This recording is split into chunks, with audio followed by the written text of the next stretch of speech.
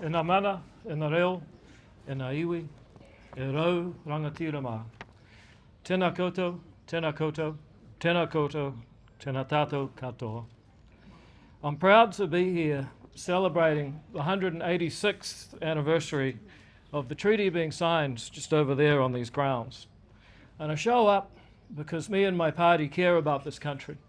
And we care about liberal democracy, the idea that each person has an equal right over political decision-making in this country. And we also enjoy a free and open debate about what our future should be. And someone has to come and deliver that message, because the comfort that we enjoy in our lives is thanks to that liberal democratic order. And I'm always amazed by the myopic drone that colonisation and everything that's happened in our country is all bad. The truth is that very few things are completely good or completely bad. And I heard this in some of the earlier speeches.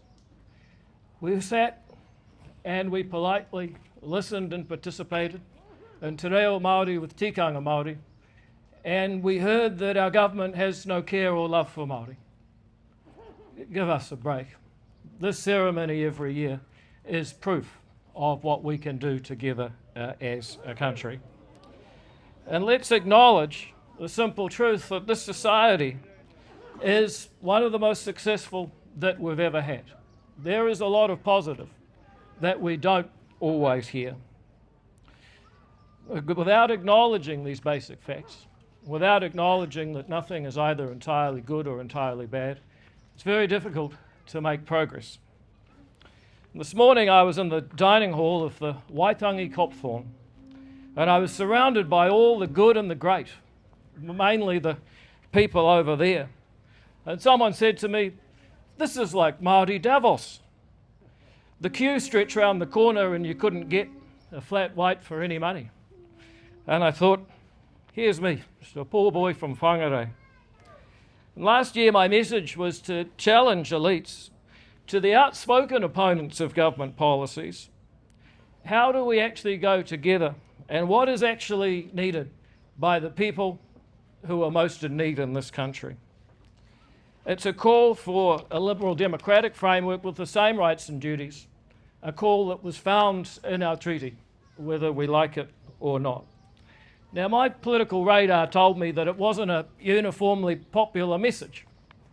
However, a message being popular doesn't make it true, and nor does a message being unpopular make it untrue. The truth is that our government has just got on with fixing what matters. And we've counted so many ways.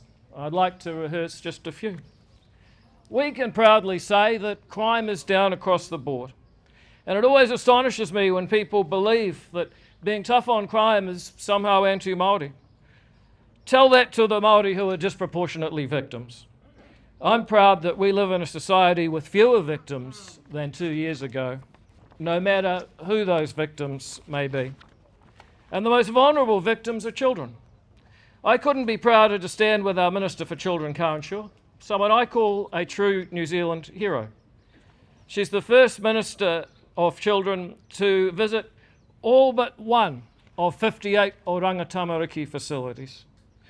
Crime in those facilities is going down, and this week she signed a landmark agreement with Ngāpui to actually do things smarter together.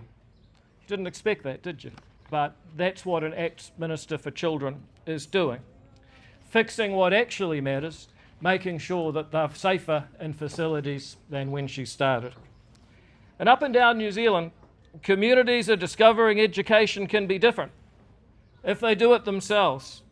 We've got charter schools for children with autism, teaching French, classical education, Pasifika schools, and a growing number of Māori charter schools, including the wildly successful Te Rito up north in Kaitaia. That for us is tino rangatiratanga for all, just as it should be. Resource management law is being replaced so it's easier to build. But it's not just about building houses, it's about building the roads and the pipes, the pumping stations and the treatment stations that connect them together, and allowing more aquaculture and mining so there's a job that you can actually go to. But the resource management reforms are also a challenge on a day like today and for some of the people that I've heard earlier. What is more important to a young person starting out in life? Is it having an education, a job, a place to go, and a road between them? Or is it the right of some distant relative to object to that progress taking place? That is the challenge that the resource management reforms will put to some people here, and we're proud to bring it. In healthcare, we're funding more medicines than ever. We're processing them faster, and we're getting people vaccinated quicker so third world diseases don't return again to our shores. That is real progress. But it's because the government is setting targets and hitting them. Because we believe it's efficiency that matters, not dividing people into identities that they never even chose. I could give you more examples, but I trust you get the picture.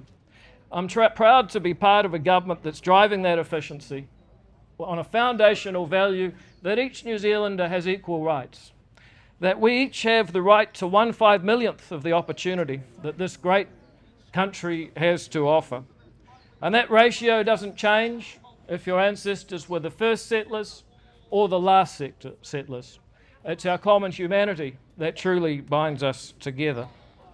But it should also be noted that a system of equal rights can include equal rights to live on your own terms. And our party's values that each person should be able to choose how they live is more in keeping with the idea of tiraranga tiratanga, real self-determination for people as they choose to live, not as they're told that they choose to live. Our common humanity is greater than the superficial differences that some will try to amplify for their own purposes.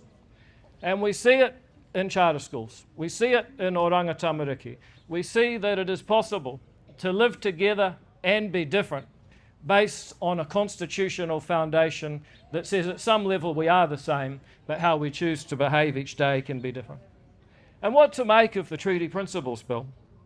I can tell you that ruling out the bill or voting it down was a Pyrrhic victory. There are many significant bills in our history that took a few goes through Parliament before they passed and became the way that things always were.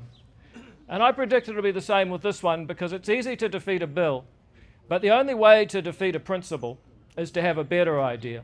And I'm yet to hear the opponents tell us a better idea than a liberal democratic society with equal rights for all. And those principles are not only the principles that our government is operating by each day, but the ones that will one day define the treaty in modern law. Nō reira, tēnā koutou, tēnā tātou katoa.